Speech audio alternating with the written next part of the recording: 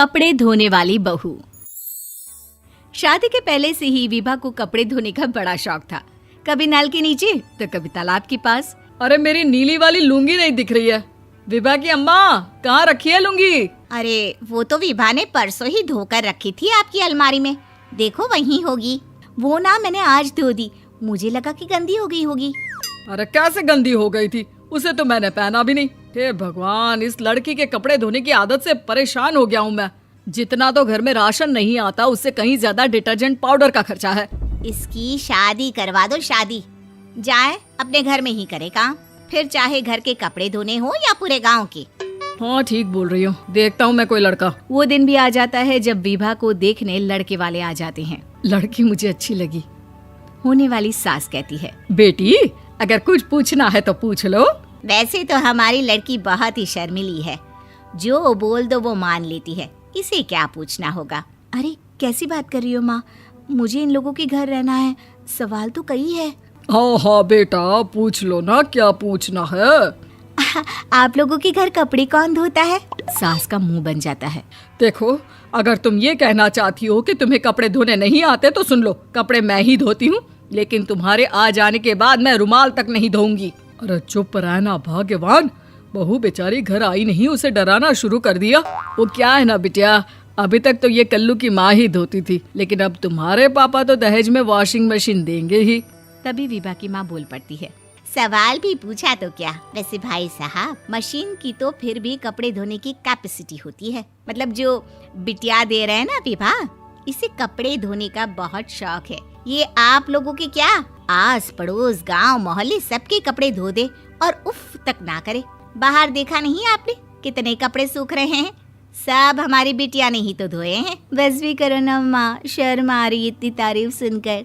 और तो और एक दाग निकाल कर दिखाओ तो मान जाओ। हाँ अच्छा, माफ करना बेटा, मैंने गलत समझा।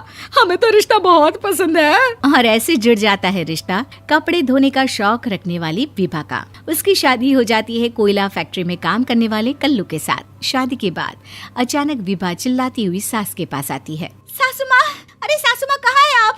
ये तो धोखा है, धोखा दिया आप लोगों ने मुझे। इसे ससुर के चक्कर के बारे में पता चल गया। अरे तो उसमें तुझे क्यों धोखा मिला है? अरे नल में पानी नहीं आता, कपड़े कैसे कब धुलेंगे? अच्छा, तू पानी नहीं आ रहा उसकी बात कर रही है। तो आपने क्या सोचा? कुछ नहीं। अच्छा, तेरी माँ ने कहा था कि कपड़े धोने का शौक है तुझे, याद आया मुझे। शौक बोलकर कपड़े धोने वाले मेरे जुनून को कम ना आके सासू माँ, कपड़ा धोना मेरा गुरूर है। तभी पति भी वहाँ आ जाता है। अभी मैंने इसे सनी देओल की फिल्म दिखाई है, उसी के डायलॉग मार रही है माँ। अच्छा सुन, साफ बता रही हूँ, पानी सुबह 4 से 6 और शाम को 10 से 12 आता है, समझी? विभा टाइमिंग सुनकर हैरान हो जाती है। ये क्या भूतों का मोहल्ला है? सुबह 4 बजे उठकर कौन कपड़े धोता है? 4 बजे टंकी में पानी जाता है, फिर सारा दिन धोना ना, किसने मना किया? अरे कैसी बात कर रही हैं? 200 लीटर की टंकी में कितने कपड़े धो लूंगी मैं? सुबह ही उठ जाऊंगी मैं। अब क्या था, विभा सुबह 4 से लेकर रात के 12 बजे तक कपड़े ही धोती रहती। एक रोज सास पड़ोस से निकलकर कहीं जा रही होती है कि साथ वाली कहती है, हाँ कल्लू की माँ, जरा ये बताओ कि 2 साड़ी है, 2 ब्लाउज और एक पेटीकोट और एक नाड़े वाला लंबा कच्छा। हाँ तो? अरे तो क्या, कितना लोगी धुलाई ये बताओ। धोबन दिख रहे हैं हम क्या? हमारे पति सरकारी नौकरी से अभी रिटायर हुए हैं और बेटा सुपरवाइजर है कोयला फैक्ट्री में। धोबन समझ रखा है हमें? हाय रे कल्लू की अम्मा, माफ कर दो, वो तो मोहल्ले में यही सब बता रहे थे कि तुमने बहू को कपड़ा धुलवाने के काम में लगा दिया है। सास को पड़ोसन की बात सुनकर गुस्सा आ जाता है। वो घर पहुंचती है जहां घर के बाहर ही इतने सारे कपड़े सूख रहे होते हैं जितने कि किसी धोबन के घर पर। अरे ओ कल्लू की दुल्हन, बाहर निकल। माँ जी यहीं आ जाओ, बाथरूम में चादर धो रहे हैं हम। अरे अभी हम धोते हैं, तुमको बाहर निकलो। ये आस पड़ोस वाले बोल रहे हैं कि हम बहू से कपड़े धुलवा कर उसे कपड़ा धोने वाली बना दिए हैं। अरे छोड़ो ना माँ जी, किन लोगों की बातों में आती हो? आस पास के लोगों का तो काम ही होता है कि वो किसी तरह सास बहू को लड़ा दे। बहू सारे घर के कपड़े धोती है, ये क्या कम है? बोलिए। सास को भी लग जाता है कि वो बहू का ये सनकीपन नहीं छुड़वा सकती, इससे अच्छा है कि खुद ही चुप हो जाए।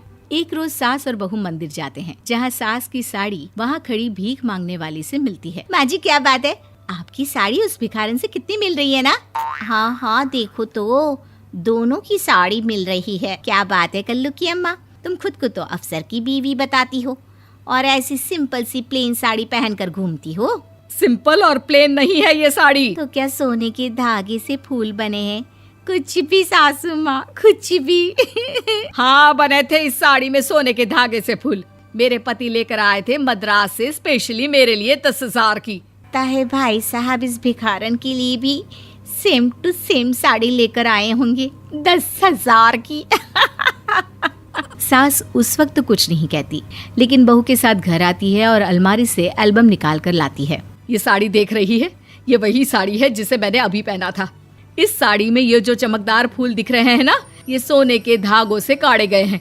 लेकिन तू लोकल वॉशिंग मशीन ब्रश से घिस घिस कर सारे फूलों को निकाल कर साड़ी प्लेन कर दी।